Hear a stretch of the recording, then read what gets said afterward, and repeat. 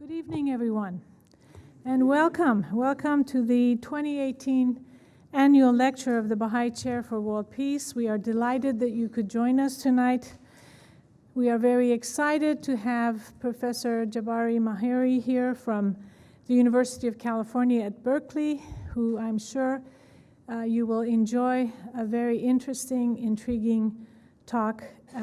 But before I introduce him to you, I'd like to introduce myself. I'm Hoda Mahmoudi. I'm the holder of the Baha'i Chair for World Peace. We are situated in the College of Behavioral and Social Sciences, and tonight I'm delighted to acknowledge in the audience the Dean of the College of Behavioral and Social Sciences, Professor Greg Ball, if you could stand up, please. Also from the Dean's office, we have Miss Ann Holmes. Dean Ann Holmes, if you could please stand.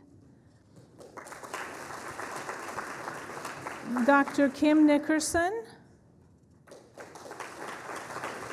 Is Dr. Catherine Russell here? Yay, okay. We welcome you. I also would like to introduce other people in a minute, but first of all, I'd like to just tell you that none of this would be possible without the hard work of some individuals in the office of the Baha'i Chair, namely the Assistant Director in the back, Dr. Kate Seaman.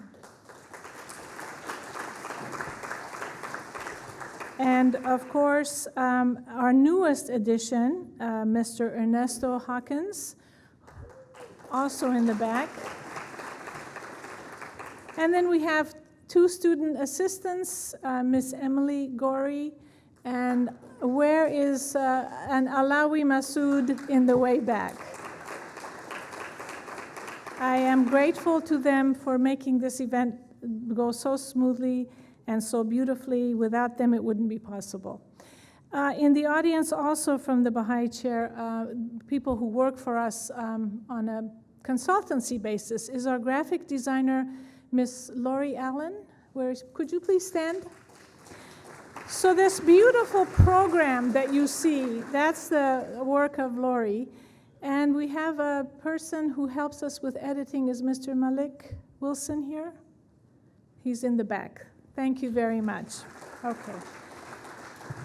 And last but not least, there are some volunteers you saw at the back table. These are called the BSOS ambassadors. So the BSOS meaning College of Behavioral and Social Sciences. They always volunteer their time at events like this and help organize, coordinate these events for us. And again, their help is invaluable to us. And tonight we have Anastasia, Tolu, Sarah, and Tulsi at the back table. Thank you very much.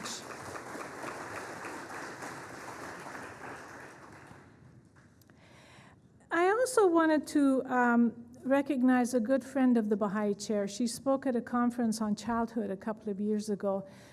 Professor Wilma King, if you could please stand up and be acknowledged. Thank you for being here tonight.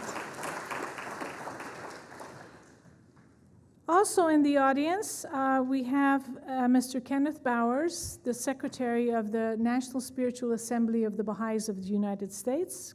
Please. And also we have Mr. Anthony Vance from the Office of Baha'i Office of Public Affairs in Washington, D.C. Last but not least, I'd like to introduce the members of my advisory board. These are the members of the International Advisory Board to the Baha'i Chair, some of whom come from huge distances and others who are near, but we are very grateful to their being here, for their time, for their support of the chair. So we have Ms. Sin Chu, if you could please stand. Thank you. Mr. Douglas Hank, Mr. Sean Hinton, Dr. Janet Khan, Ms. Mojgan Laghai Patel. And we also have, of course, Assistant Dean Ann Holmes, who is on the board. And I don't know if Dr. Paul Huth is here, if he could stand. I don't think he is. Okay. Have I missed anyone? Oh, Fariba made it. I'm sorry. And we have Miss Fariba Mahjour, who just made it. Sorry, I didn't see her. The other person I want to thank is Dr. Rayshawn Ray, if you would please stand. Dr.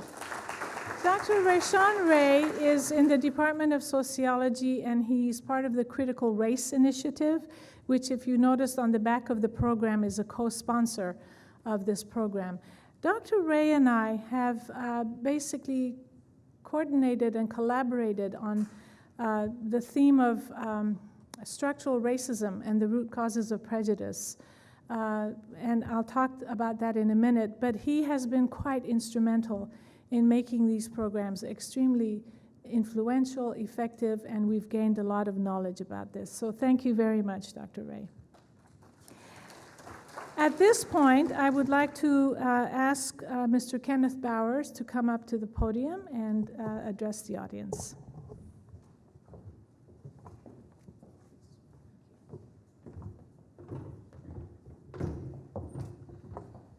Good evening, everyone. It's great to be here. In times like this, which seem to be increasingly turbulent and uncertain, I often call to mind the words of Dr. Martin Luther King, who said or expressed his belief that the moral arc of the universe, as he put it, bends towards justice. I believe that that's true, but I also believe that to the extent that it does bend towards justice, it is because human beings do the bending. That is, people come together who are like-minded and who share, among other things, an unshakable consciousness of the oneness of humanity and all that it implies for the structuring of society and the relations between individuals, such as the need to eliminate racial prejudice, the need to advance the equality of women and men, the appreciation of the diversity of humanity and the legitimate contributions that people of every caste and character and creed can and should make to the benefit of society and also partake of the benefits of society.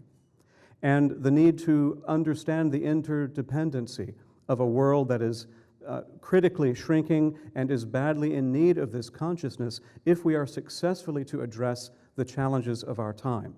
So in this, the Baha'is of the United States feel very privileged and honored that we have found in the University of Maryland like-minded collaborators who, by virtue of the example that they have set in community service, in academic research, and in their increasingly important place in the world, they have exemplified these very values that are important and sacred to the Baha'is and have given us an opportunity to advance these themes, these ideas, in the quest for truth and in the quest for justice for all humanity. So it's with great happiness that I would like to offer a contribution to the ongoing operation of the chair, and if I may, call Dean Ball forward to accept that check from the National Spiritual Assembly. Thank you.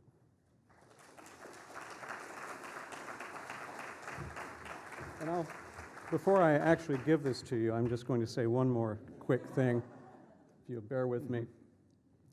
The funds of the Baha'i faith are given voluntarily by members of our faith, and the governing body on which I sit accepts these funds as a sacred trust to be used only for those things that truly are for the betterment of the world and the advancement of the principles that I've just spoken about. So in offering these funds to the Baha'i Chair for World Peace, this is an expression of our trust not only in the chair, but our admiration and respect for the university which is its home, and with particular regard for Dean Ball, who has been a great friend and encourager and collaborator in the years since he assumed his post of service. So Dean Ball, thank you very much. My pleasure. Thank you. Thank you. And it's $130,000 for this year. Thank you. I just wanted to say briefly, I'm honored to lead the unit that is the home of the Baha'i Chair. we're very proud to have Hoda in our college and in our community for all the great things she does. And we're very grateful to you and your colleagues in the Spiritual Assembly for your continuing support of this important activity. So thank you very much.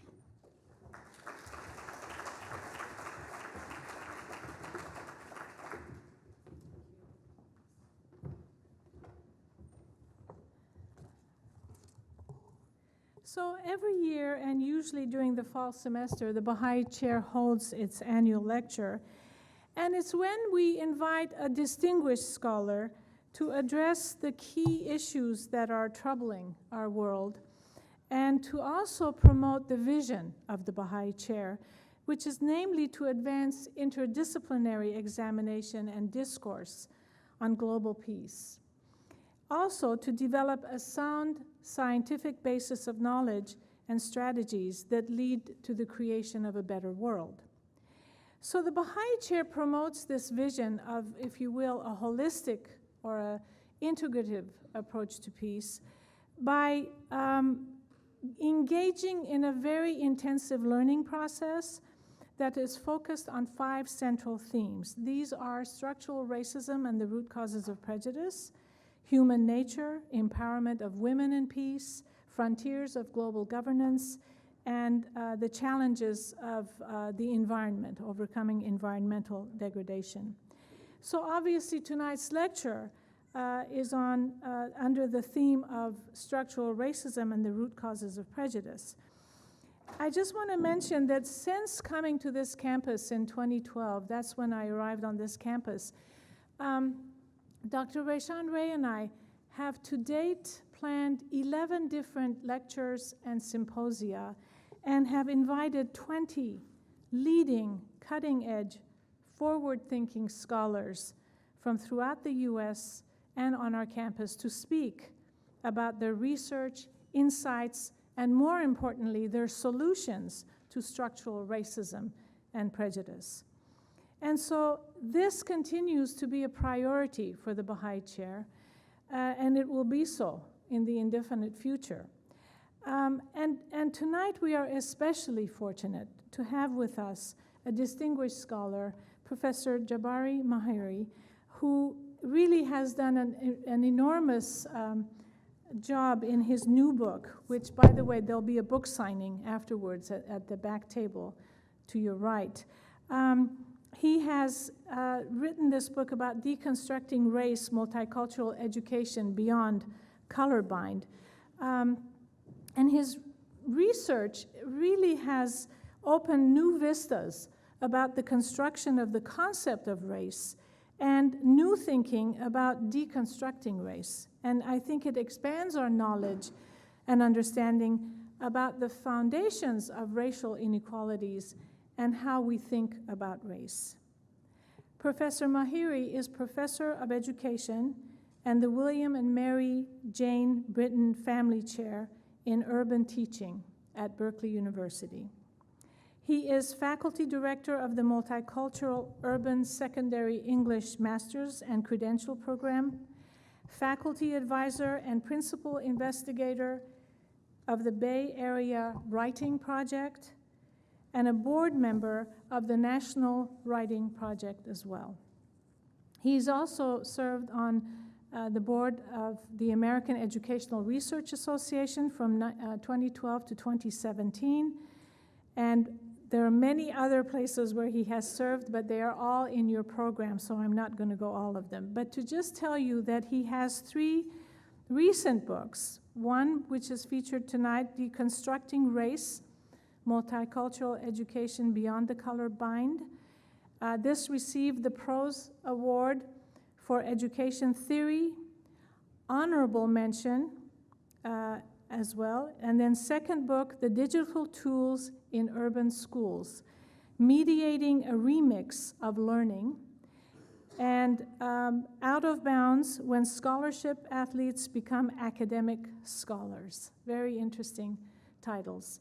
Of course, he has numerous publications and other achievements, but it is truly an honor to have him with us tonight, and please welcome to the podium Professor Mahiri.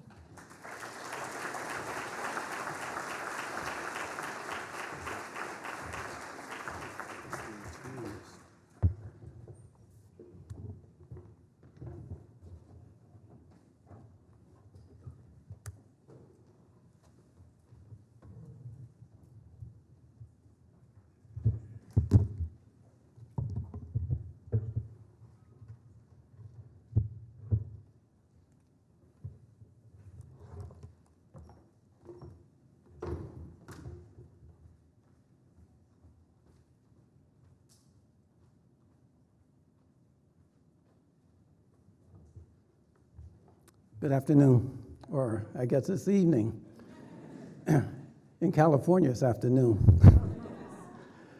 I want to begin by thanking Professor Hoda Mahmoudi for inviting me here. This was very interesting to me because I've spoken on this work a number of times. This is actually almost the date that it came out a year ago. In mid-September, I gave the first presentation on this book in 2017. But what excites me about this invitation is that it wasn't a networked colleague or someone who had heard a presentation. She had read the book and saw a way that this work might integrate with some of the good work that's already being done here. So I want to thank you very much for this invitation. Secondly, Kate Seaman was very instrumental in all the logistics in getting me here, and she did everything in her power to make that an easy transition, which it was, with the exception of the traffic from the airport to the hotel. I don't think she can control that.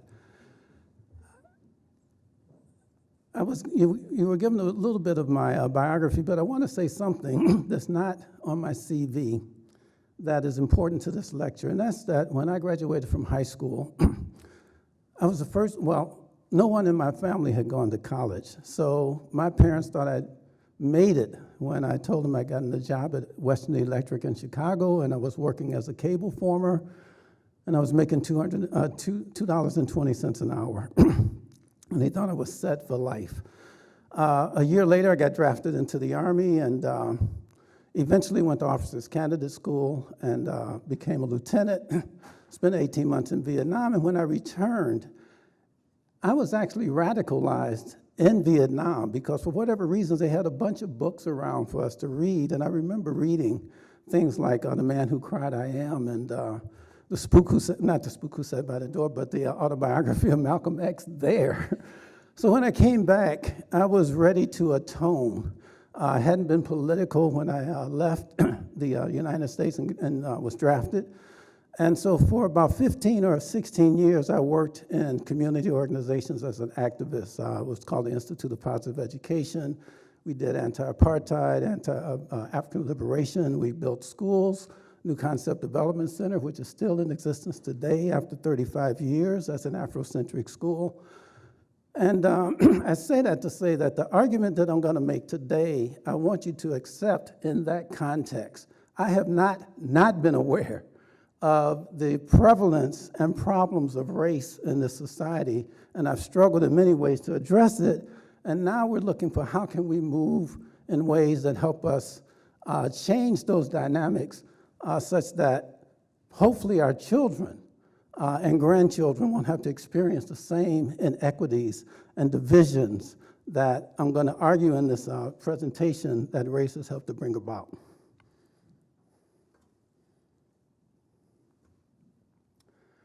I begin these presentations by always saying this is not our most important issue. We are in a world that has to deal with climate change, with overpopulation, with water issues, very critical considerations that we have to address as a human population. And race at some level, particularly as it's manifested in the United States, often gets in the way of us getting to these larger, more important global issues.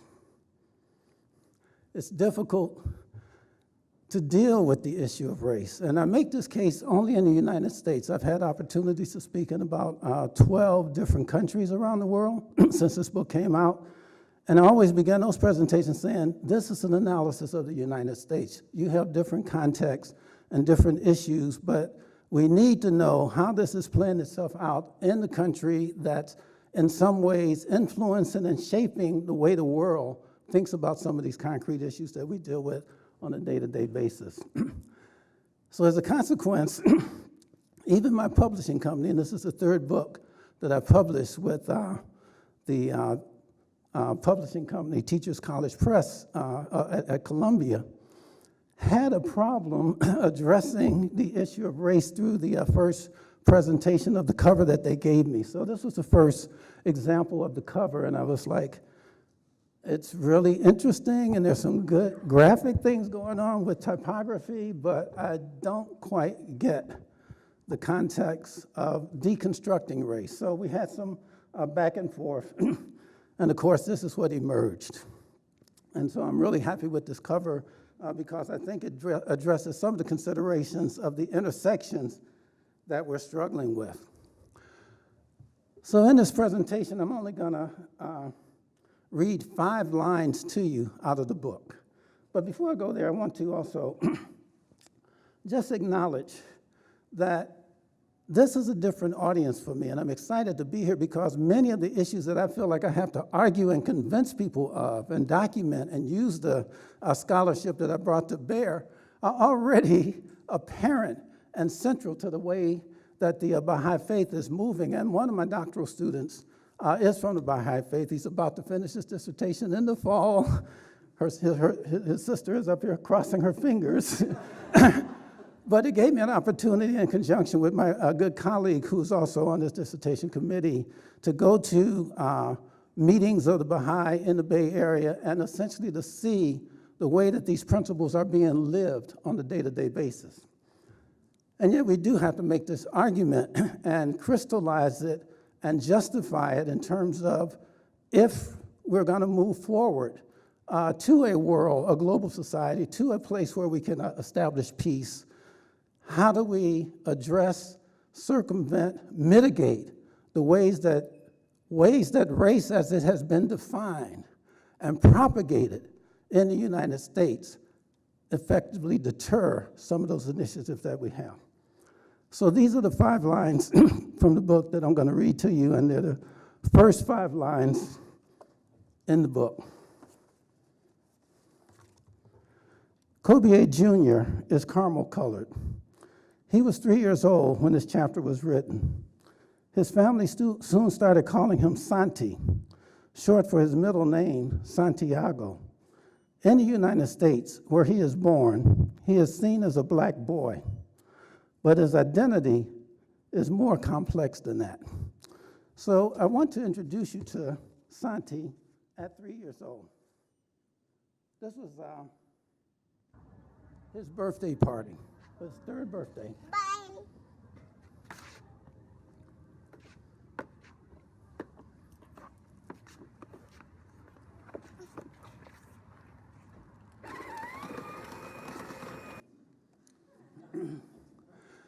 This is what it's all about. This is what the essence of what we're trying to struggle with and transform in our society has to do with, because we are creating the kind of world that Santi is going to live in.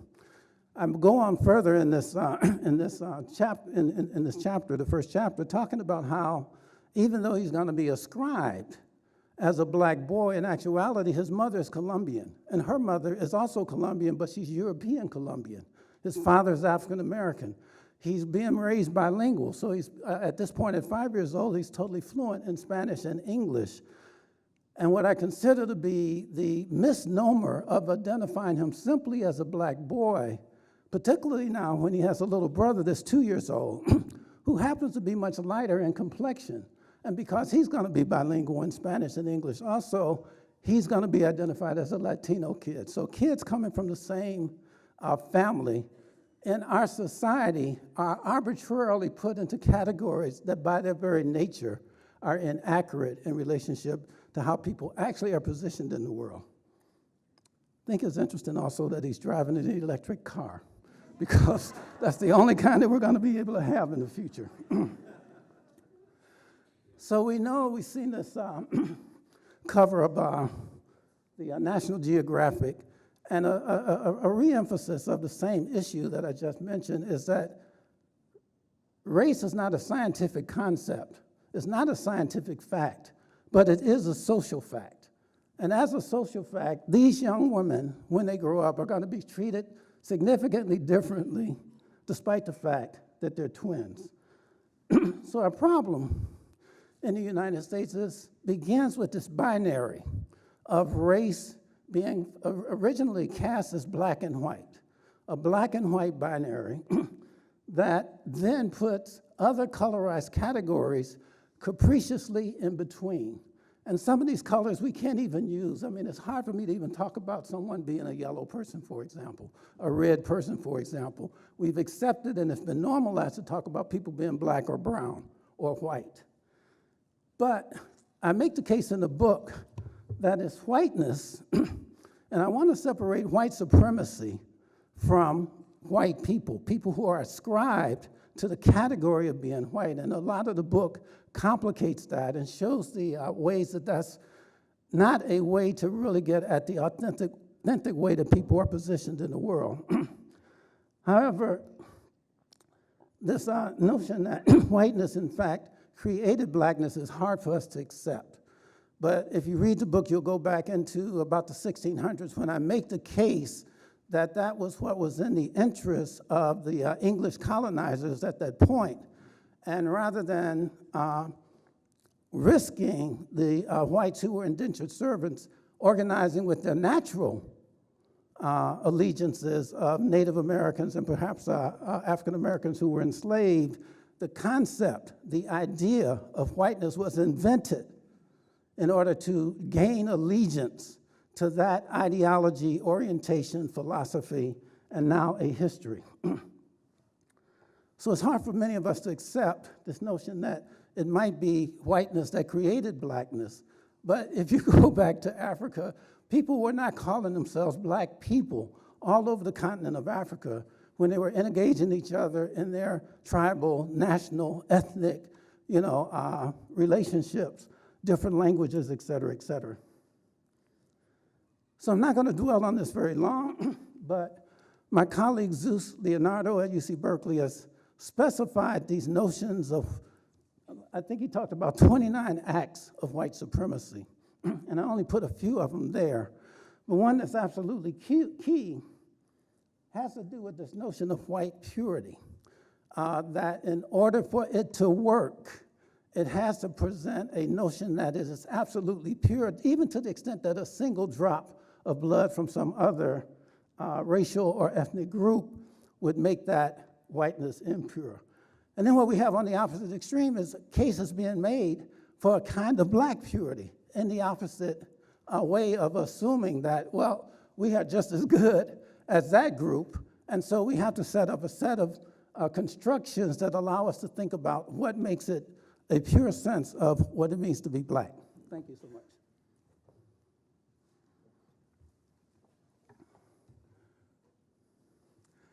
I argue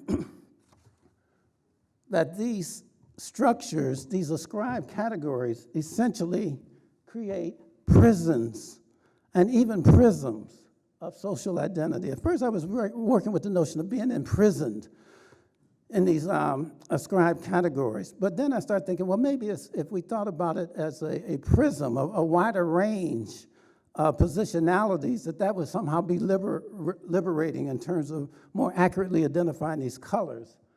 But if we think of a prism in conjunction with a prism, what we really recognize is that the spectrum of light that is generated through a prism is, by its very nature, first dependent on the white light. So the idea that even when we try to open up the aperture and see a wider range of colorizations, if it's all drawn from the definition of how whiteness has ascribed the different ranges of colors that are able to exist, and I'm going to make a case that is much more nuanced and much more complex than that, then we're still trapped in the logic of the white supremacist orientation for ascribing the color categories that we all exist in.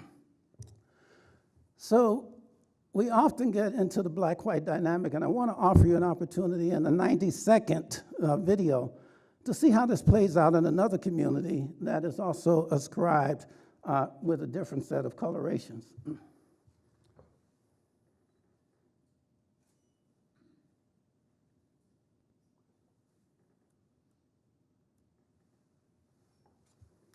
I think the conversations that I had about race with my family was primarily led by my dad, and it would just be in little lessons.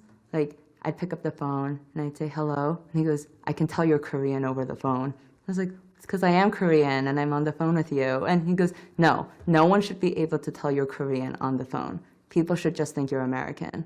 When my parents talked about Americans, they clearly meant white Americans. When they meant any other kind of Americans, they named them. They said Black people or Latinos or Native American Indians was the language they would use for Native people. Wearing this skin color is a big deal to me, you know, which is why I don't say I'm just American anymore, because I'm not, because America doesn't see me as just American. My first experience with race was when I was 6 years old. I fell in love with this girl named Janice, and I went up to her in the sandbox, and I was like, "Janice, I love you." And she was like, "You're the color of poop." And that was memory number one with like racism. And I didn't know what that was. I just took that literally. I was like, "What? No, it's not rubbing off." Like, it was very terrifying. When you looked at more deeply within our own communities and how we play our role and how we're treated even differently within colorism and the spectrum of our skin tone, you know, Vietnamese people are treated differently and better than Cambodians or Lao people or Hmong people because we're lighter. And I think with our own communities, we have to acknowledge that privilege of our skin color, and how we play a role being complacent and not being complacent and fighting back against what the system is between white supremacy and anti-blackness and everything in between the systems that upholds those two. So I thought it was interesting to enter this same conversation from another perspective, because we often get so trapped in the black-white binary dynamic. But she raises a consideration that I want to share, which is, if we're talking about a new racial literacy beyond a black-white binary, what might be some of the terms that we have to wrestle with? And I'm going to address some of these terms as we go through the presentation today. The notion that she ended with, a pigmentocracy. I've already talked a little bit about this, but it's not just that there's a range of colors that are specified by the ascribed categories, but the colors are always in a hierarchy. It's never a system of, you know, equal colors of people being able to be addressed equally. I'm going to make a case also and use you as a way of affirming it, that when we try to use skin color as a way of making a case about racial distinctiveness, basically my argument is that skin is illegible, that we cannot read the skin of people to give us a real sense of who that person may actually be. And that would be the case of Santi, for example, of reading him as a black boy when in actuality he's much more complex than that.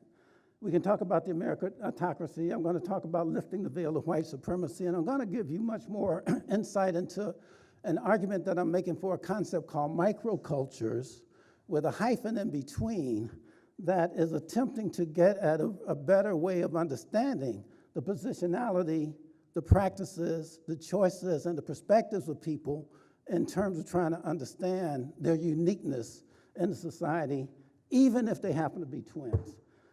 And I'm going to make the case that there are ways that we can clap back, that we can struggle against these oppressive categories that have kept us locked in these prisons and prisms of racial identity. One of the things that the Baha'i faith talks about is the unity of science and religion. And so for me, this is a very powerful principle, in the sense that this orientation, this faith, is also saying we have to recognize what the findings of science are. And during the course of the presentation, I'm going to talk to you about 3 science museums that I've visited and bring in what they've exhibited as a part of the discussion. And the first one is the Science Museum at St. Paul, Minneapolis. And this exhibit traveled around the country in a number of different museums. I remember seeing it also in the Oakland Museum at some point. I first saw it about 12 or 13 years ago. And it raised the question, it was put together by anthropologists, of race, are we so different? And it had 3 sets of exhibitions. And in one exhibition, it talked about the idea of the science of the idea of race. I love the fact that they would never call it race. It's the science of the idea of race. And basically, it just debunked the notion that there was anything scientific that could be gathered from the way different racial groups might attempt to be analyzed based on phenotype and other characteristics that are attributed to different racial groups. But it also had a section on the history of race, because it recognized that in this country and in the world, racial dynamics have played themselves out since its invention as an idea to the extent that people have had experiences of race through history. And I guess part of what we're trying to do is say, how can our experiences of race be transformed in such a way that we change the history of race such that it becomes more consistent with the science of race? It's a goal that we put out there for ourselves. And I'm not going to have you do this, but I just want you to think around illegible skin. I've often said, can you tell me what the racial category of this particular face might be? Is she a European American? Is she a Native American? Is she an Asian American? Is she an African American? Is she a Latino? And when I poll the audience, I always get pretty much equal, equal votes for each of the 5 categories. You can just sort of make it up in your mind. But this came to me as a card in the mail. And it turns out that this was an advertisement for a Latino film festival.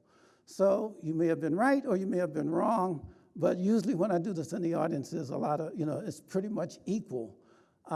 Basically, in many cases, we're not able to understand what a racial background of a person is simply by looking at what I'm calling illegible skin. So part of what this conference and this orientation of the Baha'i chair is attempting to do is deal with the structures of racism. And one of the ways that racial categories get structured into our society is through the census.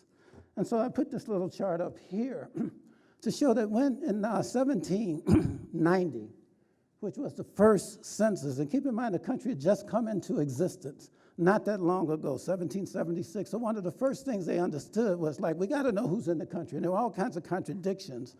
But look at the ways that different members of groups in the country were defined early on. And this line goes all the way down from 1790 later up to 2010, which was the last time that the census was taken. There are also, we don't have an opportunity to show it, but lines on the other side to show the other racial groups that have been characterized and how they've been defined and redefined. Mexican Americans were defined as whites in 1929, and then all of a sudden they were defined as something else. Chinese came into the census and went out again. And if you follow this line all the way through, and you can go to the census data and look this up, the only category that does not change from 1790 to 2010 is the white category. This is one of the ways that the structures of the institutions in the society help to propagate and sustain a racial division, with whiteness being separated and hierarchically positioned in such a way that everybody else can be changed and transformed, but that always remains the same. I know that there's some things that have been happening since then, when we've been attempting to disaggregate the category of whiteness a bit, and ultimately, not only do we need to disaggregate it, I think we need to actually destroy it. So you guys are gonna just have to bear with my voice because I'm old.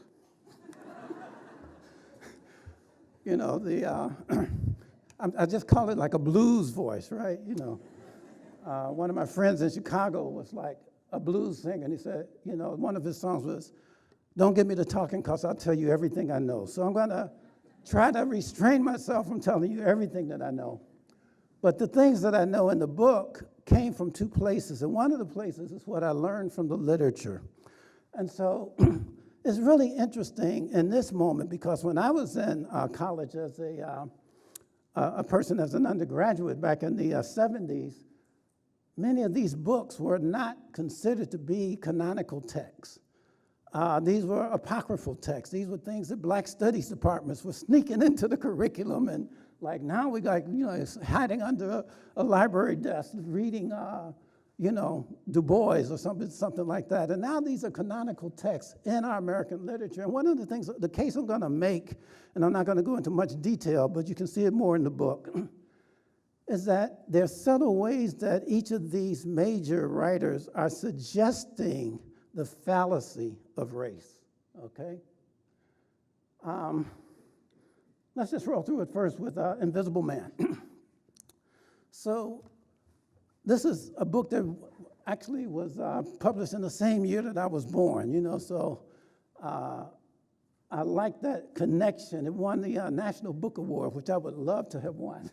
But Allison's, it wasn't a canonical text, but now it's a canonical text, and many of us jump over the prologue to The Invisible Man. But when we go back to the prologue, we see something really interesting happening. Now, let's just take a second to tell you a bit of the story that's in the prologue. So we get the point about him bumping into a white person because the person doesn't see him. He doesn't see him with his inner eye, right? And so there's an altercation, and he moves on from there to his room that's an underground room where he's stealing electricity from the monopolated power company in his room with 1,300 and something lights. And so he's like siphoning off, you know, this power and living off the grid. And he turns on this phonograph, and with the help of a little slow gin and some ice cream, some vanilla ice cream, and a little bit of a hit of reefer, he's listening to Louis Armstrong sing, "What Did I Do to Be So Black and Blue?" And I love that image, and we're going to have that image come back and be reminded of that when we look at something that Toni Morrison was also doing in one of her books, Playing in the Dark. But the idea of being so black and blue, playing with these colors, Gil Scott, we've heard of, 50 Shades of Gray. Gil Scott Heron talked about 100 Shades of the Blues, right? So they're hinting, that even the idea of identifying a cultural form with a given group has to be complicated by the extreme range and diversity and variety that could exist in whatever that cultural form is. But this is what's interesting. Ellison, or the protagonist, says that within this state, as I'm listening to What Did I Do to Be So Black and Blue, I was able to slip between the notes and go down into the music. And when he's going down into the music, he's going down into deeper levels of what it means to be black in this country. And on the first level, he encounters a woman who he says was the color of ivory, crying for her freedom in a voice that sounded like his mother. And I love that image because he doesn't explicate it. But what does it mean for this woman who is the color of ivory to be on a slave auction, and for him to also feel that this is a relationship that could be his mother?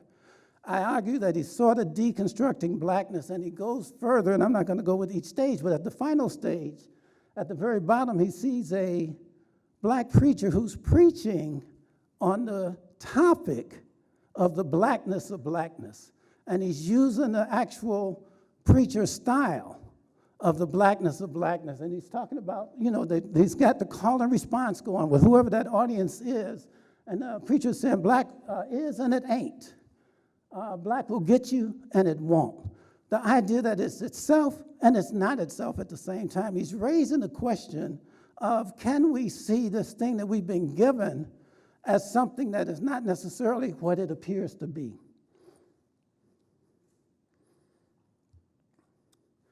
I like this notion, though, that he's playing with the idea of invisibility against the trope of hypervisibility, that this black man among the police is hypervisible and yet invisible at the same time. Toni Morrison does something similar when she's looking at Playing in the Dark, and she's talking about how writers make the presence of others invisible in the narrative that they've created to honor a particular way or position of being in the world.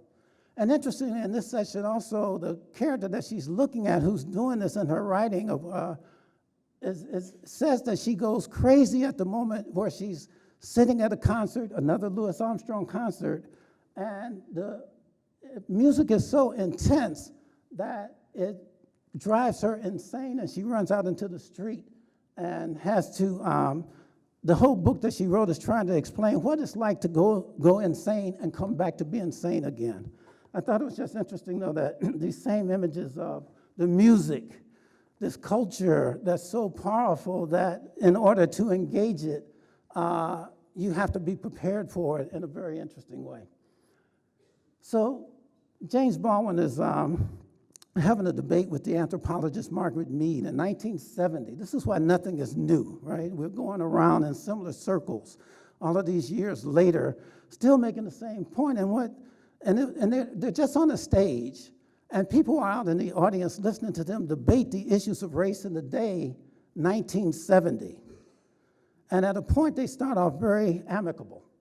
And then it gets a little more acrimonious as the 7 hours roll on. And eventually, James Baldwin challenges her because he says, Margaret, ultimately, whiteness is just an idea. And can you accept that whiteness is just an idea, that it has been constructed, that it's nothing in and of itself, that is reality except the way that we propagated it through the society and through our institutions in society? And she could not accept it. And so things got acrimonious. But he was quoting Malcolm X when he said that. So again, another one of our canonical figures. So Du Bois is where this book actually started, because I'm going to talk a little bit about learning about the other and the importance of ethnography. My colleague here, who's at the student newspaper, just interviewed me, and I was complimenting him. He's trying to be like, not seen, but he's sitting right up front in a big yellow shirt, complimenting on how well he did the interview. And that idea of learning about the other by getting insights from their perspective and not controlling the direction of the narrative such that you get a true rendering of where that person is coming from is a skill in and of itself.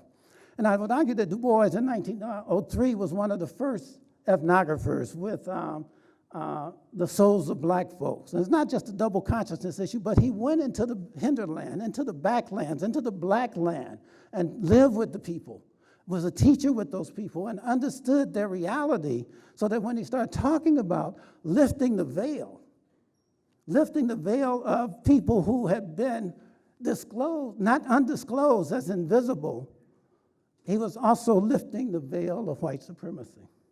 And so this is where I began to get this sense that if the problem of the 20th century was the problem of the color line, and I want to be absolutely clear here that I'm arguing that the problem of the 21st century is the problem of the color bind, that we have been so bound into these essentialized categories that we are not able to see the humanity that exists underneath and across and in between the people that we're engaging on a day-to-day basis. So we're going to move a little bit further.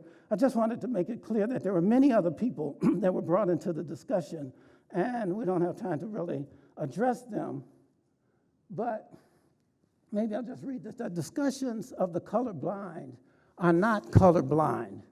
Rather than not seeing or denying the reality of difference, the colorblind challenges ongoing attempts to contain people in fabricated racial categories, shackling minds and imaginations and divisions based on essentialized constructions of difference.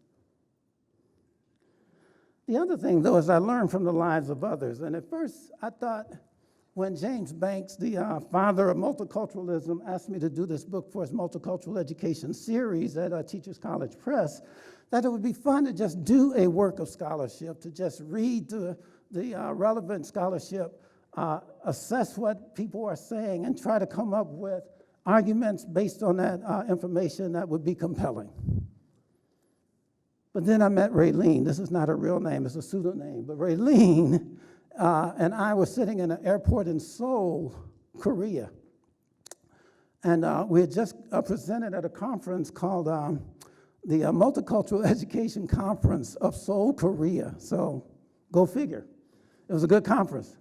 But as I talked to Raylene, and she talked about some ways that she had come to the United States as an immigrant from a small island, and that because she was seen only as a West Indian, and that in many ways she felt that she was marginalized and discriminated against, definitely in Boston by white people, but also by the African Americans who were in Boston, to the extent that in order to not be victimized, she had to figure out ways to pass for black. So we're going to talk really quickly about a couple of these characters, but just in terms of this notion of doing the ethnography and lifting the veil of white supremacy and trying to be a good ethnographer, I only began with two questions. How does the U.S. identify you? And how do you identify yourself?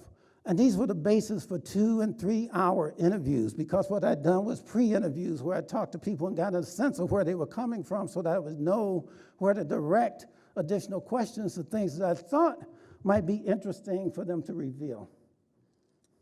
So Raylene, born in the Caribbean island of Dominica, immigrated to the United States, and most African Americans just put them in a category of West Indian.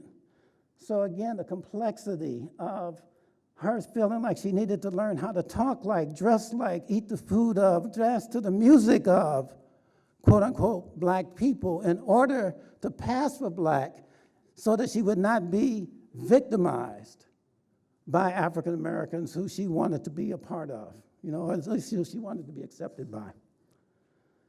So Raylene reminds us of another person who was passing for black. And who is this person that we have on the screen now? Who can just yell it out? Okay.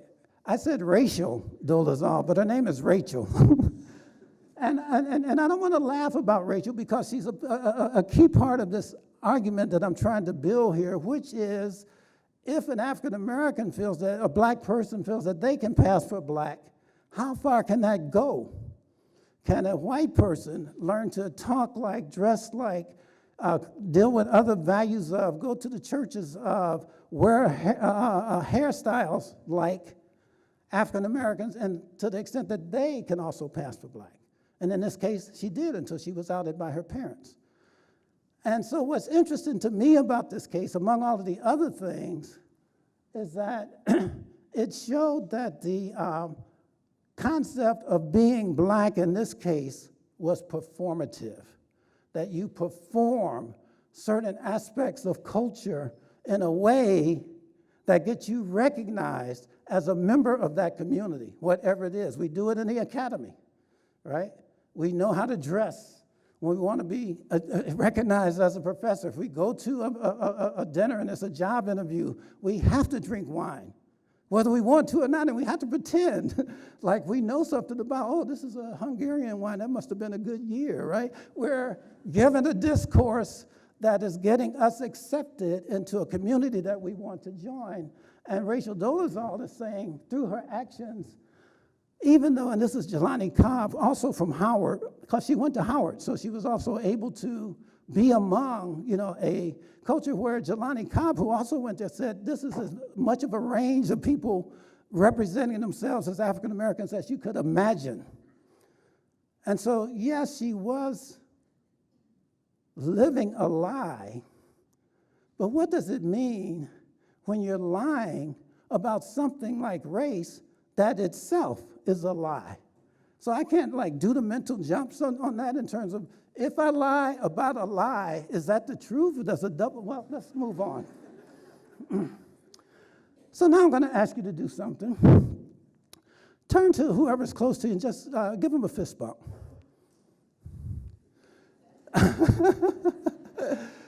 All right.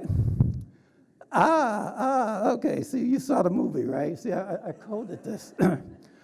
The reason I ask people to do this is that nobody in the audience does not know what that means in the United States. It's a part that may have come out of African American culture that is now transmigrated into American culture, and we just accept that we know how to do it.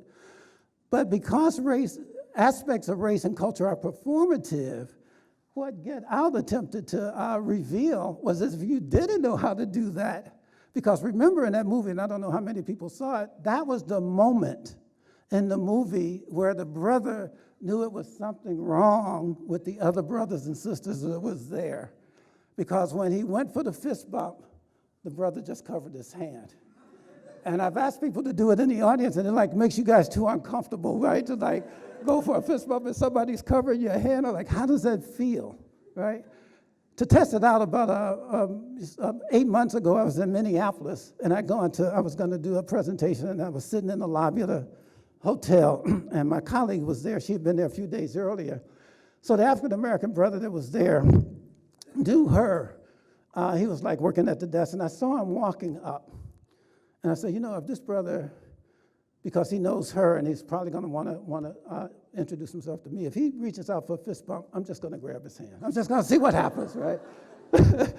And so, like, I had on these same socks, actually. It's like crazy, wild socks, right? And so he's like, came up, he's like, man, those are weird socks. And he reached out, and I grabbed and I held on. And it was painful for him and for me. And it's a simple, activity, but let's just, let you see it happen in real time. Your brother's been missing in this suburb, but it's cool. Bro, how you not scared of this, man? Good to see no brother around here. Chris was just telling me how he felt much more comfortable with my being here. All right.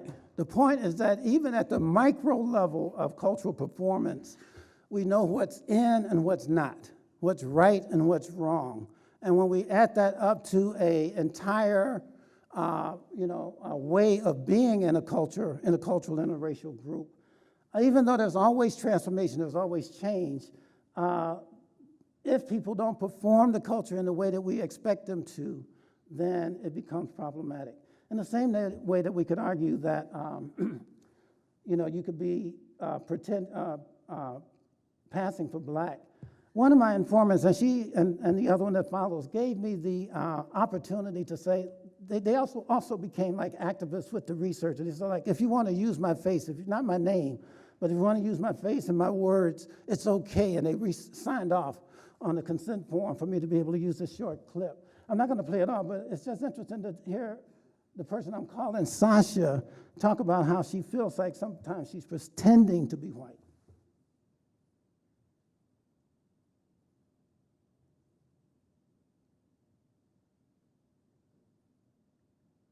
Okay, so passing just sounds like something less active, like something that happens.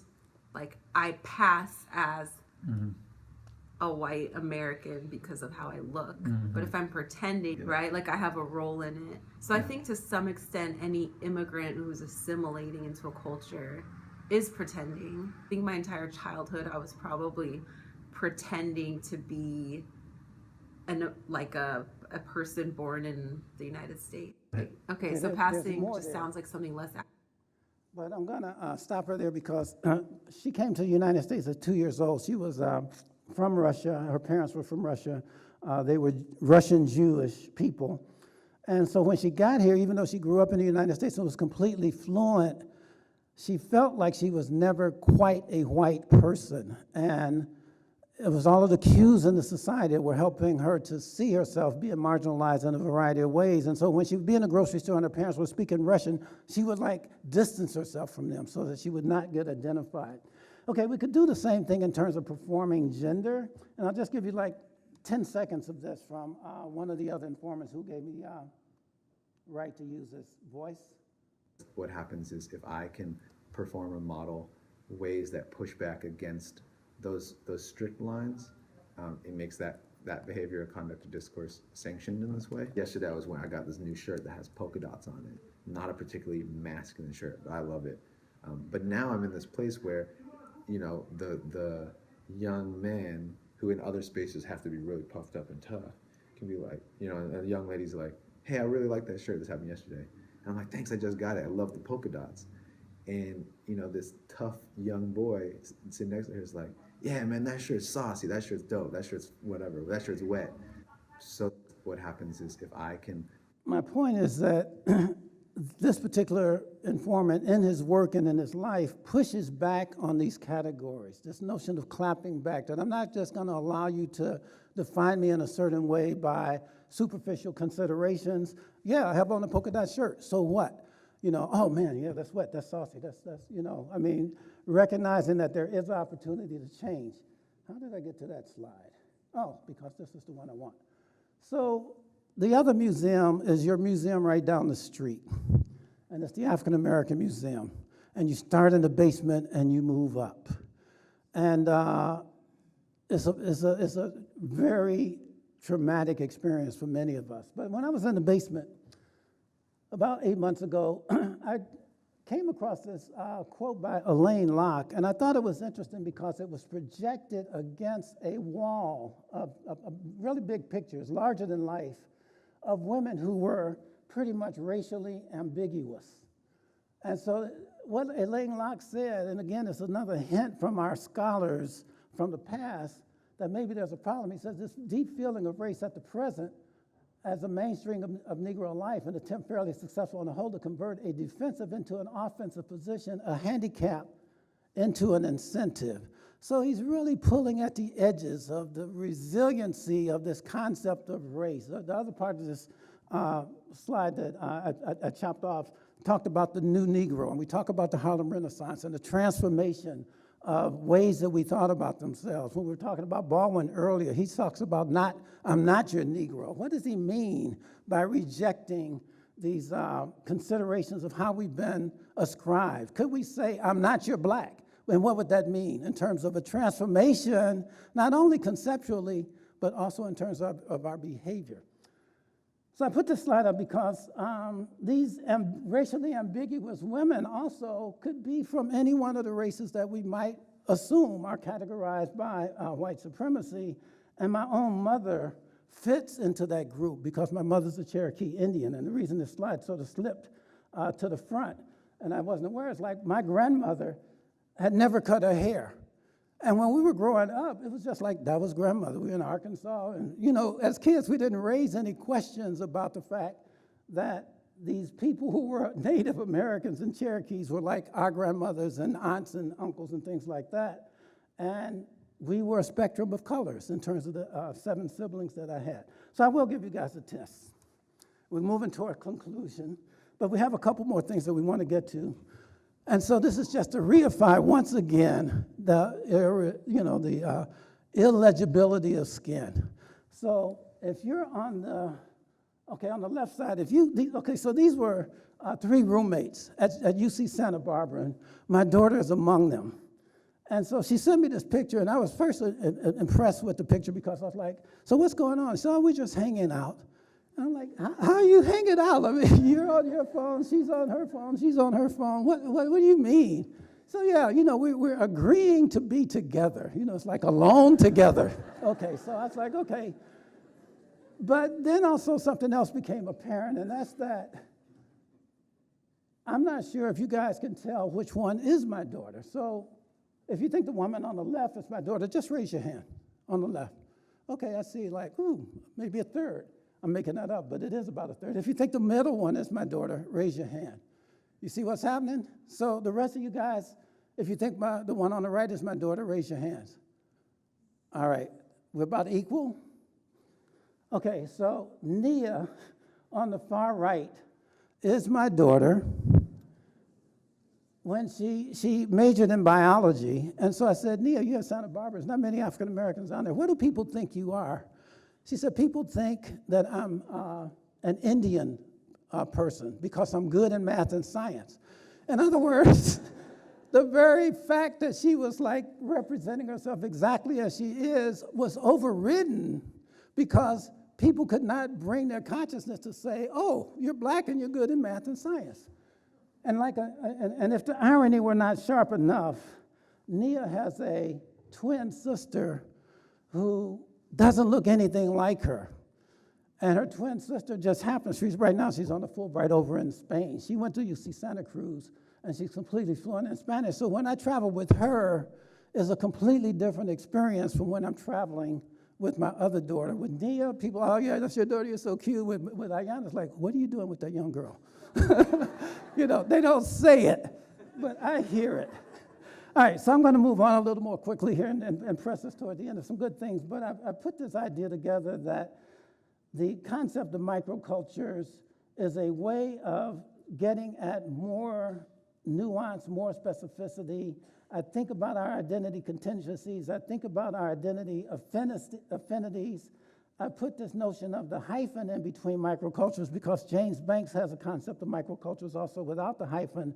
But for me, the hyphen is offering us that notion of the interstitial space that we all exist in, that we all have such unique positioning and practices and choices and perspectives that in fact everybody, we could argue, is as unique as a fingerprint, as a fingerprint.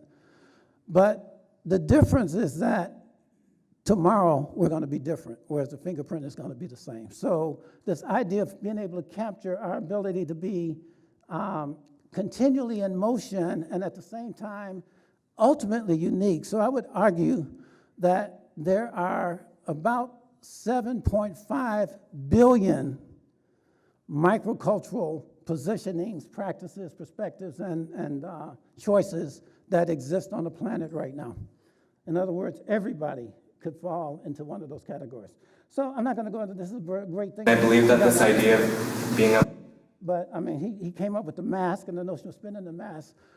But one of the things, and we're really close to the end now, we're going to open it up for some questions, is that because of the focus on the black-white dynamic, we actually lose some of the ways that this country has marginalized others because they don't get into the discourse. And the thing I learned the most as I was interviewing informants was when I was interviewing people who were identified as Native American. Often you could not tell them from white people. They talked about being able to have to choose between whether they wanted to be identified as a white woman like this, the person I'm calling Lily over here, versus the person I'm calling the urban res, and even the notion of now so many Native Americans living in urban areas and the concepts of enrollment and who's a part of the tribe and all of these same kind of issues that we're applying, to notions of purity for other groups are problematized in that community too. But one of the things I like in terms of the res girl on the end was this concept that I think we all need to adopt when we're identifying ourselves. When she says I introduce myself not only to people, but to the world, to the universe, to the elements. I first introduced my mother's clan, the Big Water clan, and she goes as far back as she can in that clan. And then she talks about my father's clan, the Towering House clan, and she goes back as far as she can in that clan. In other words, what would it be like if we were able to go at least 7 generations back on both sides of our family to get a sense of who we are in terms of how we exist in the world today? And I say 7 generations because other groups use this. I got this from a Jewish person, but just the notion that it's technically possible for a person to be born 7 generations ago and to know a person who's born 7 generations later. And the question then becomes not only that lineage, the nationalities, the cultures, the genealogies, the ethnicities, the languages, and all of the things that go into that, but what are you doing today to make the world of that person 7 generations from you a place that's livable, a place that's sustainable, a place that's beautiful, with all of the problems that we have today.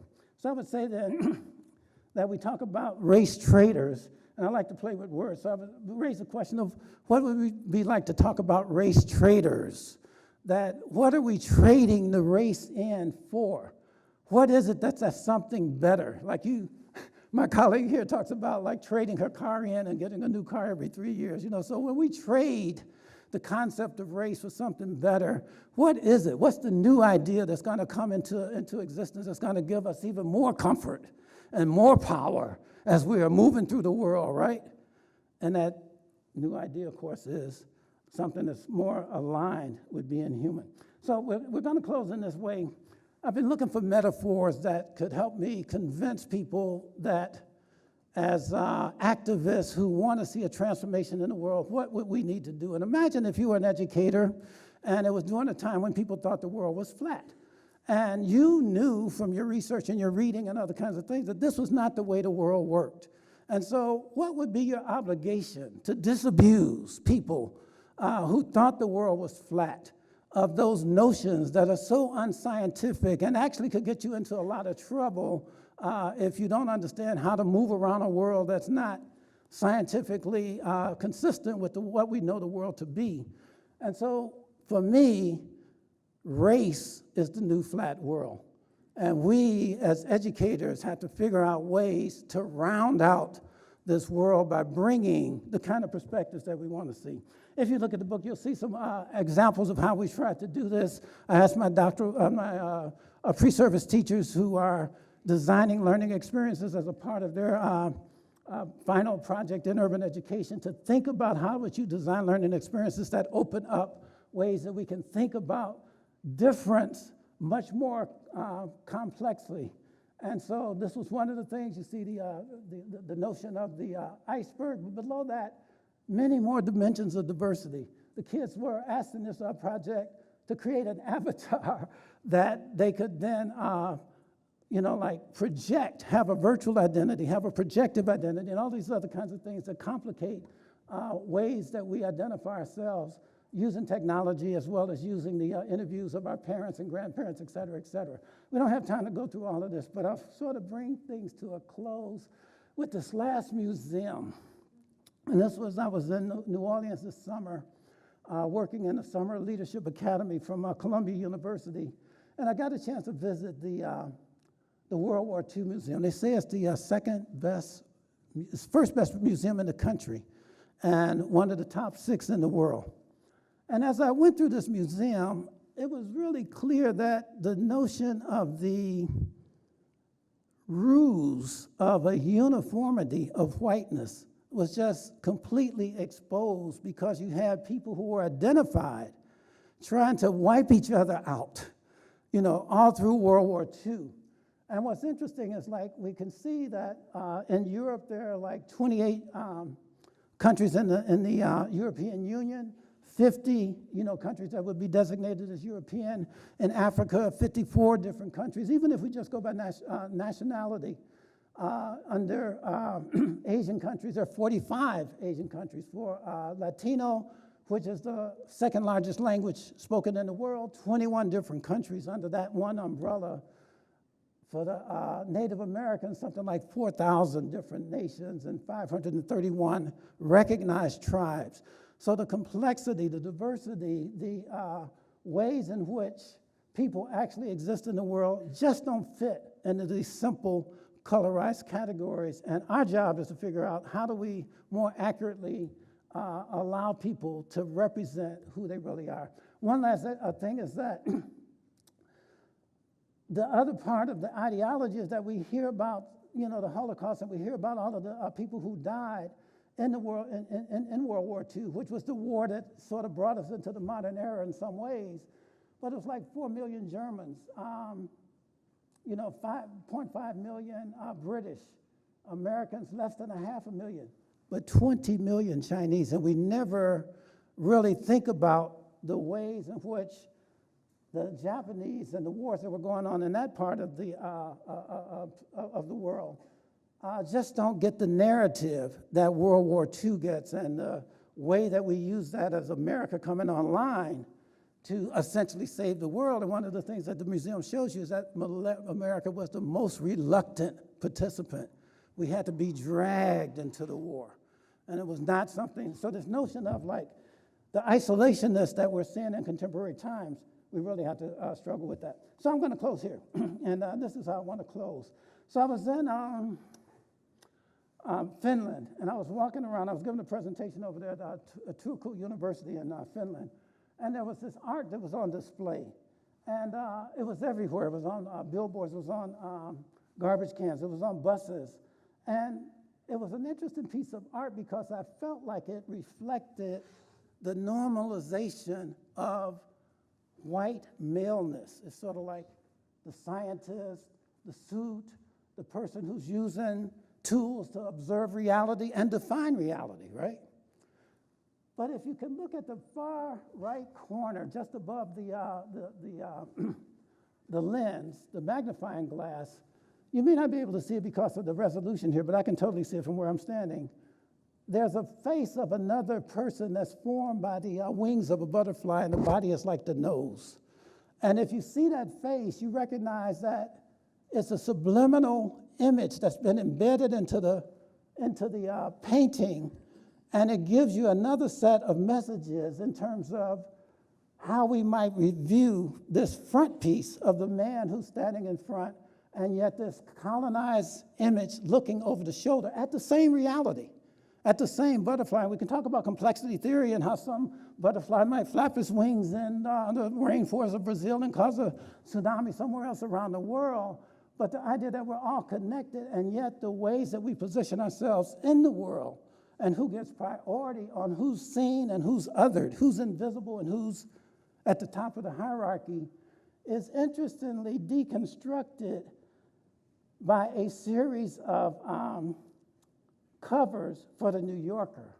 And so I just want to share this one, which takes the same issues of the butterfly and the lens of a window out onto and a mirror back, but just projecting a very different way of us thinking about who the scientist might be and what might be the person that's dressed in a certain way to define reality for herself and for others. So the woman issue, the person of color issue, the science issue, the butterfly still floating around somewhere in there in terms of the connectedness of all of us in the reality which we share, and yet that's not enough. This was a cover that won, but it was one of many covers in a contest, and I use them all here to just essentially say, this is the kind of possibilities for ways that we are diversely positioned in the world, our imaginations, ways that we may view the same element, but each one has a very, very different message for us to deal with. So, how does a bastard, orphan, son of a whore, and I think that there's some progressive things that are going on in the media right now that are helping us to deal with and make transformations in the simple notion that if we're going to tell a story, we got to get some people who look exactly like somebody, imagine those people to be, as opposed to maybe who might be the best actors, the best singers, the best dancers to tell that story. I don't know if you guys have gotten an opportunity to see Hamilton yet, but if you have, you know that something revolutionary is going on. It's not just the breaking out of a need to be exactly representative of a color of a person in history and the color of the person who's playing that, but using rap and using styles of music to tell a story about America that is so powerful that it invites us all to want to ask that question, what's your name, man? We want to know this guy. And I think the media is now offering us with things like Get Out, with the Panther, with, Black Klansman. Alexander Hamilton. All right, I'll stop there.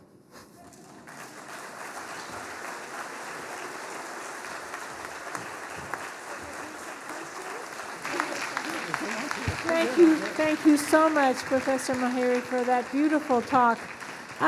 We now will entertain questions, and there are microphones on either side of the room. If you would just go up and line up, and we'll take your questions.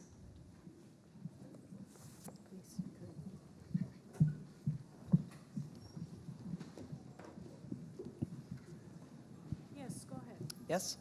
Hello. I agree with your assertion that the idea of race has imprisoned us and that we should stop looking at each other in terms of race. By the same token, my question is, would you reject the practice of identity politics employed by the political left, such as the backlash Kanye West received for supporting Donald Trump just for being black? I think that I think that Kanye West should be able to have whatever opinion that he wants to have in our political process. And I think that it's an indication to me of the fact that we reach to the racial designation so quickly as a way of making a decision about what the relevance of the point that's being made is. And let me give you another example. So we also have a person going up for the Supreme Court, and there's another issue that's very similar to what went on with Clarence Thomas. And yet we were so, as black people, interested in making sure that this black man was able to get on the Supreme Court, was not discriminated against, was not negated because of him being black, without looking at the substance of what his ideas and his values were.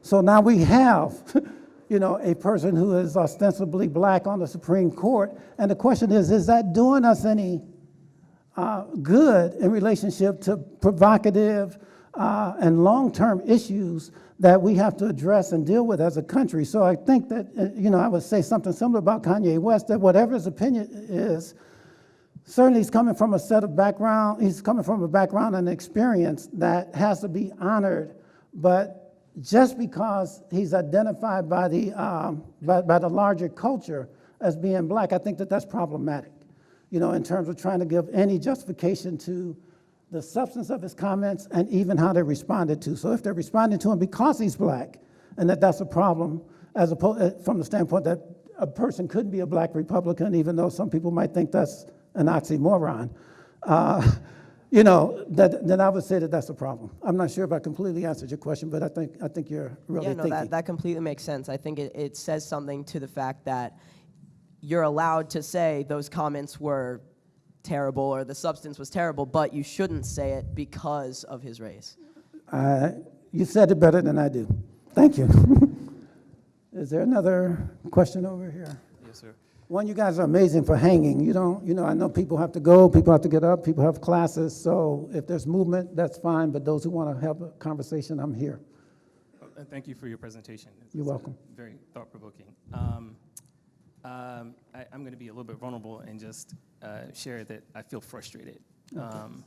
Because I feel like it's possible to proliferate and complicate these categories and still be subject to exploitation and violence and other forms of arbitrary power simply because of how you're perceived. And I'm wondering if the question is deeper than the particularities of place and birth and history. I'm wondering if there's something that we have to see before all of those things in order to embrace each other as human. Before we even consider questions of race or any other kind of category. Like what would we need to see as something prior? How would you define it? There's all kinds of ways, I guess, you could express it. If we can somehow see each other as belonging to each other before we consider any kind of category or any kind of not to deny any of those things or to repress any of those things or to pretend that they don't exist, but to see something inherent in each individual and to see them as being inherently related to us wherever they're from, whatever their story is. Yeah. I wouldn't feel like that's conflicted at all. It's essentially what you just said would be a point that I'm trying to make, and let me just say that there is an area of tension, and it's around this. At the Haas Institute that I'm a member of at UC Berkeley, it's called the Haas Institute for Fair and Just Society or something like that, and our journal is called Othering and Belonging. And that's the issue of how do we have a sense of belonging without at the same time having to define that in a way that it others, right? And so there's as human beings, our minds actually work by division. In other words, we could not speak. When I go to other countries, the main problem is I don't know where one word ends and one word begins because I don't know the syntax of how to divide that language up into meaningful units. And so the ability to make meaning, to understand the difference between pill and bill as minimal pairs is fundamental to us making meaning out of the world. And so it is a contradiction when we try to make meaning without recognizing that we have to divide things up. And then, in terms of a sense of belonging, what is the appropriate size of the group? Because we want to belong to something, family, to our community, and draw the boundaries around something that's useful and meaningful within a relationship of people that you could actually interact with and identify with, have affinities with, et cetera. But underneath your question, which you, I think, really articulated very well, is that we still have to have a larger sense of belonging to the human race, if we want to talk about the race, and therefore be able to have a sense of empathy with things that are going on around the world as opposed to just what's in the best interest of our unique group that we belong to.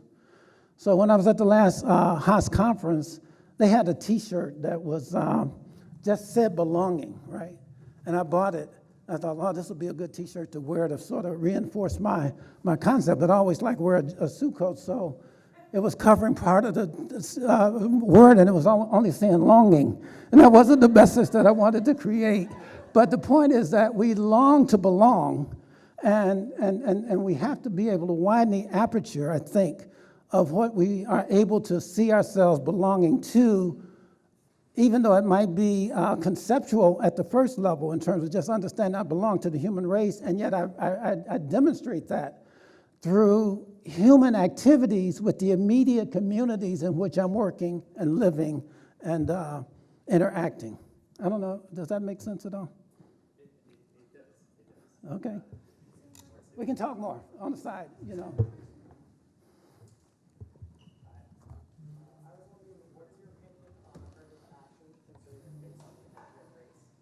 A theory of action on what? Considering it's based on the idea of race. Oh, affirmative action on the idea of race. The first problem is that it uses such a simple definition of race that, and we saw this with Harvard and other places where they're making the case that we have 3% of people who are black at Harvard, and then we find out that 1.5 of that 3% are people from Africa who may have come from really, really different circumstances than what the affirmative action was attempting to affirm in the first place. So my argument is that we disaggregate and find out, because if there's a group that we're trying to really, affirm, then the disaggregation process of tearing apart the different ways that everybody's collapsed under one big umbrella allows us to get more precisely at the people that we're actually trying to affirm with any affirmative action that we want to use, whether it's admissions or whether it's housing or whatever. And so you have people like, I had a slide, I didn't get a chance to show it, but it just showed the demographics of Los Angeles in terms of the net worth of the different groups. And one of the things that was interesting is that it showed the difference between net worth of African Americans in Los Angeles versus Africans in Los Angeles. And we could also argue that it could be disaggregated further. But the Africans had something like 5 times the net worth that the African Americans had. And so one of the questions for affirmative action is if you're trying to do housing and other kind of things based on income and you're just saying black, and not making those sort of sharper understandings of who is actually attempting to be served, then you get into that category. The last part of that is that it also showed the net worth of Japanese, Koreans, and Chinese. And what was interesting, like the net worth was like, for the Japanese was like $427,000 for the family. And it was really low for the Koreans. It was sort of like around $57,000. So even the Asian category was not accurate in terms of what might need to happen if we were talking about getting people into school from low income and stuff like that, and we're looking at Asians as a uniform group. But what was more interesting is that that same chart showed the net income of quote-unquote whites at $350,000. And when you looked at the chart, and looked across with whites, $350,000, 100% net worth. Everybody else was a calculation in relationship to that. So the Africans and African Americans were 19% or 15% of white net worth, which was 100%.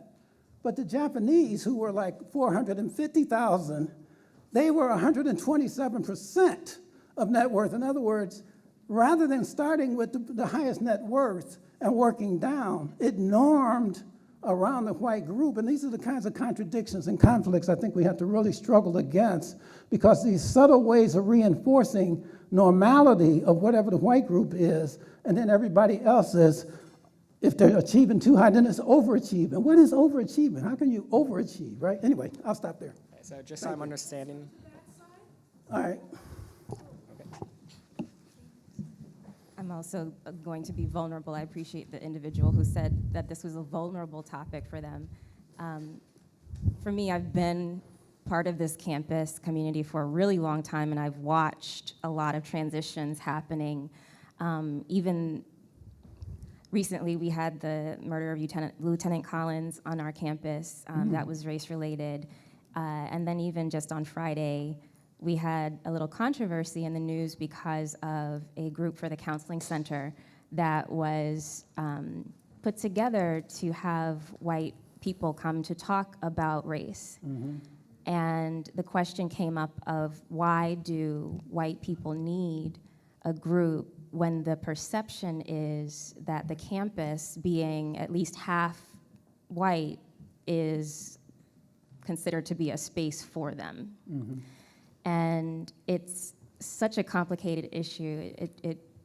I just really want us as a campus to be able to have this conversation about why I believe the conversation is absolutely necessary and what that means given the topic that you're covering tonight.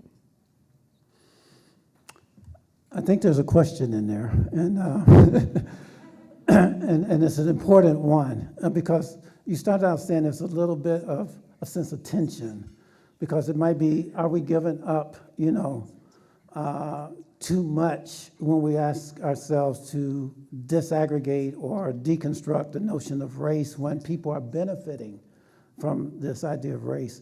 First thing I want to say is that I have a tiny problem with, because people who are identified as white have to also struggle with the inequities of that category in relationship to, even though they're getting privilege, and they might pretend or they might pass or whatever,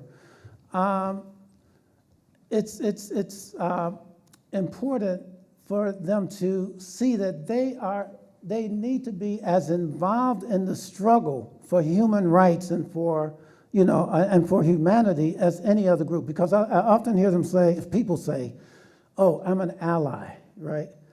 And the problem with being an ally is like you're then separating yourself from the brunt of the struggle and saying, I want to support you guys, but you all are going to be out there on the front line. When in actuality, I think that's one of the key domains for the struggle to go on, for people who are identified as white to meet with each other and struggle with both, not just, I'm admitting that I'm a person that's receiving privilege and those kinds of things, but to struggle with what do I need to do in order to contribute to the dismantling the injustices in the world. And I don't see enough organization among those groups in terms of like struggling with those kinds of issues. And it's easier then to just come out and say, well, I want to be an ally of Black Lives Matter and this other group and other kinds of things, and I'll give money and support. But they're not on the line, and I think that we're all on the line at some point, and we have to accept and address that in creative ways. I don't have the answers, but I think that those dialogues that they are having need to go on. And the question would be, what will be the outcome of those dialogues?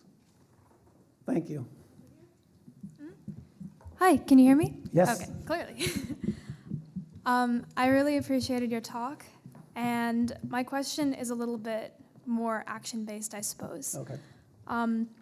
Would you mind going more into depth about possible strategies for moving forward with how we can reteach microcultures and communities leaving race behind? Because I've had a lot of professors and a lot of mentors in my life. I'm interested in criminal justice, so this makes sense, I promise. About how leaving behind a post-racial leaving a racial society is going to be very difficult, and I've had a lot of people tell me that it's impossible, and I don't want to believe that. So do you have any suggestions for how we can go forward implementing your research, especially with regard to teaching the next generation and creating a more positive and accepting world for people like Santi and my nieces and nephews? Okay, thank you for your question. And again, I have these appendices at the back.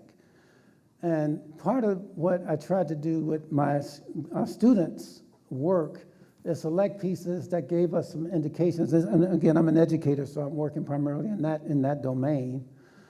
But I think that, other things that I mentioned, like transformations that are going on in the media, if you're a journalist, how do you accurately reflect, the diversity of people without being pejorative or, preferential and things like that. And I see a lot of that going on in powerful ways that I can feel good about it, even though it needs to be more. But in terms of, I used this book in my class in the fall of 2017. So that group of pre-service teachers were now teaching. And I have them this year doing their research for their master's degree. And so I visited all of their classrooms. And one of the things that I was seeing is that they were doing some of these things. When I come into one of my students' classroom, she had on the board as a do now, I want you to research your own family history, and here's mine. And she put up her great-great-grandfather who was from Kentucky and went to Detroit and went to World War II and things like that. But she also showed the complexity of her own background, which although she looked like a white woman, it was clear from that complexity that she was not just that. And so she's working with students to do that same thing in terms of interviewing their family, getting pictures, beginning to document how they came to be, because I think when we see, and this is what Du Bois was talking about, the extreme interaction of groups has always been going on anyway, despite how some people may look and others may look. And what we find is that we have a lot more commonality when we explore that and deal with that. I think the other thing, another one of the appendices, is called From Oakland to Beirut, and it was using technology to join teachers, a teacher in a class in Oakland with a teacher in a class in Beirut looking at the same issues. So they were learning in Oakland what it was like to be on the front lines in Beirut. And in Beirut, they were learning what it was like to be on the front lines in Oakland. So technology being brought in to widen our view of people who are existing in the world that we often don't know anything about, and therefore we can't see what might be, things that we might have in common, or at least understand more of where they're coming from. So the last piece was looking at social justice. But what this particular teacher did was said, we don't need social justice as a standalone. And when you start talking about discipline and justice, this is one of the places where the disparities in schools is the highest. So what she argued, and you can see this in the appendice, is that concepts of social justice have to be blended into the everyday curriculum. That if we're talking about people who do harm, if we're talking about people who take agency and responsibility for their actions, how are the characters that we're studying reflective of these things? And so that you're not looking at social justice at the moment when a traumatic act of harm occurs, but it's a concept that's being addressed continually in the context of learning every other thing that you do. So I think that those are some of the progressive things that I have attempted to do in the book that are addressing your question. And again, you thinking the way you do, you're going to come up with more on your own. Thank you. That's it. Professor Mahiri, I would like to thank you on behalf of the Baha'i Chair and on behalf of the audience for his wonderful lecture. We appreciate your coming here and for doing the great research that you do. Oh, a photo op, okay. Thank you. Thank you. Thank you. You've been a great audience. Thank you so much. And just to remind you that there'll be a book signing at the back table, and he'll be back there giving you the signature. In your program, there's a page of the upcoming events at the Baha'i Chair this semester. On October 9th, we have a talk, When Civil Resistance Succeeds, Building Democracy After Popular Nonviolent Uprising. October 16 and 17, The Future of Humanity, The Challenge of Global Peace and Security. And then November 6th, Symposium on Solutions to Structural Racism. So we welcome you all to please attend these events and participate in these events. And of course, follow us on our social media so that you get notices and interesting articles and other materials on there. Thank you so much for coming tonight. Refreshments are being served in the back. Please enjoy yourselves, and Again, we appreciate your coming out tonight. Thank you.